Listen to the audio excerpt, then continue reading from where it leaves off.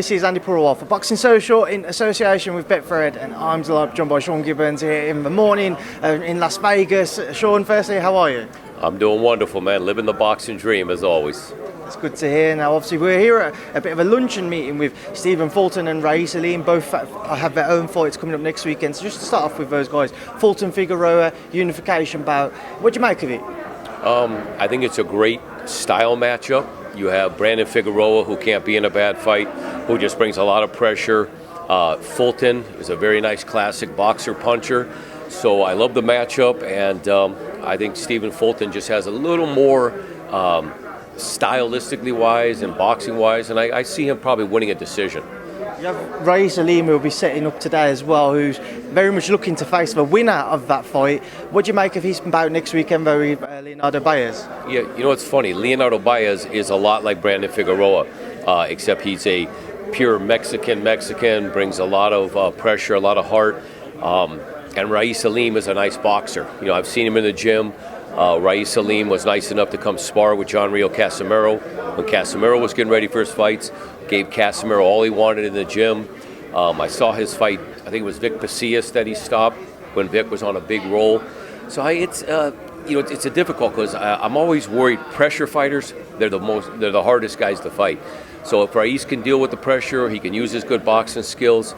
It's going to be a really, kind of a 50-50 type fight. And the winner of that, to me, should move up in a very good position to get an opportunity to fight for a title. I was about to ask, do you feel about the winner of that? He's ready to say, in this case, Rais is successful, as we're here for him today.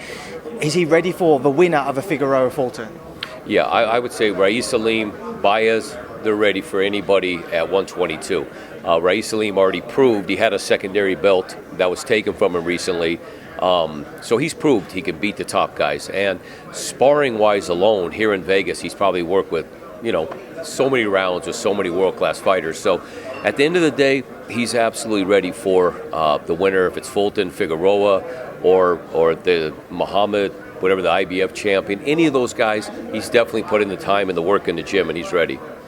Shawn, also tonight we have Terence Crawford versus Shawn Porter, terrific welterweight bout for the WBO world title. What's your take? My heart, I love Shawn Porter. I love what he brings. I love his passion and his determination when he's in the ring. But he's up against a very difficult style and undefeated Terence Crawford. So it's going to come down to a war of attrition. I think a little. If Shawn can get success inside and bang on Crawford some, he could do something good and work his way towards maybe a decision. But at the end of the day, Crawford is kind of on top of the game right now, and he switches so nice from left to right, and he really has a chip on his shoulder and a lot to prove. So I think it's going to come down to who really wants it.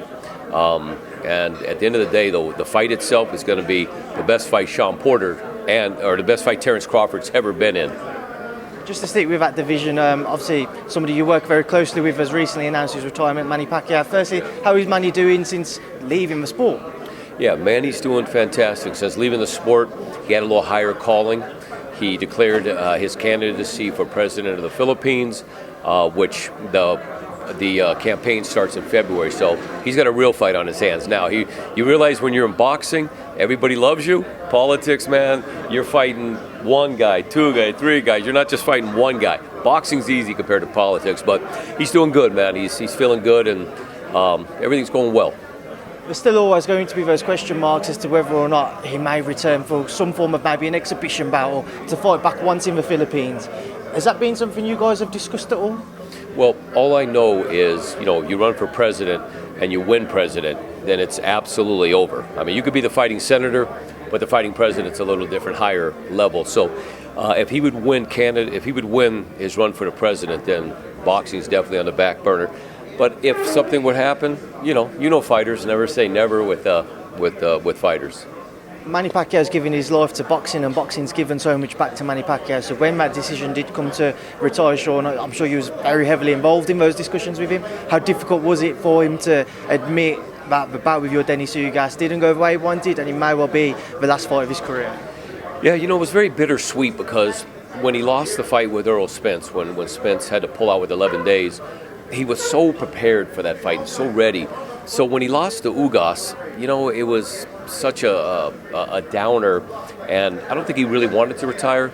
But due to the fact that if you're going to commit 100% to running for president of the country, you have to, you got to go all in. Just like he went all in with fighting, all in with the politics. So it wasn't an easy decision because Amir Khan had a great setup. Amir was ready to do the fight. We had everything done for December or January. But politically, like I said, if you're going to run for president, you got to give it 100%. So it wasn't an easy decision to walk away. But again, he feels like he's a man of destiny. He feels like this is his calling to help his people in the Philippines. So at the end of the day, that meant a little more than the boxing, which he gave 26 years to. The loss to you, Dennis, I remember we tried to arrange an interview the day after, but yourself and Manny and whatever your team had already shot off. I think you said you was going to LA at the time. What went wrong for Manny on the night with your Dennis? Was it simply a matter of age caught up with him? I believe, from a matchmaking standpoint, we reviewed the tape. We had a gun to our head, basically 11 days to go, didn't have a lot of options. On tape, the style looked different, and the fight, Ugas was a little longer, and Manny's legs weren't Manny's legs. And he couldn't get the angles he needed, even though I'm a little biased, that fight was very close. It could have went 6-6. Manny threw over 800 punches, outlanded Ugas, but Ugas landed these bigger shots that looked more impressive. But I know some reporters that were leaning Manny 7-5, 6-6. So at the end of the day, it was just I can't tell you how disappointing everything to end that way. But at the end of the day, I think Manny gave it his all. I mean, the guy did everything he could physically, but I think a little father time caught up. Been out of the ring 25 months. You can train, you can prepare, but there's nothing like a real fight. And that's what it was. Ugas' style, Manny's legs, and not taking anything away from Ugas' performance. He got the win, and that's the rest of it's history. And just earlier on, you mentioned Casimero. How is he? Casimero right now is well. He's training in San Diego. He'll be leaving for Dubai December 4th.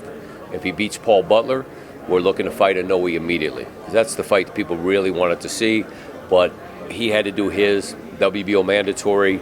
A guy like Nonito Donaire doing his WBC mandatory. So I think whoever wins those fights, and if it's Casimero, definitely wins. Inoue is the fight that everybody wants to see. So that's where we're headed. Have you had any tentative talks about that potential fight with Inoue? Absolutely. Talk to Mr. Honda all the time. So April, they want to do a mega fight in Japan. And I think the COVID restrictions will definitely be a lot less then. So definitely talk about it. If he wins, that's the fight. There's been a lot of talk, right? But there'll be no more talk. That's the fight that's got to happen. Right, Shawn, we'll leave it there now because I'm sure the food's coming out and we're all want to eat. So I appreciate your time. Yep. And thank you for speaking to me and Boxing Social. Want to thank you, Boxing Social. Always good. Thank you. Thank you, Shawn. Appreciate it, man. Thank you. Thank you.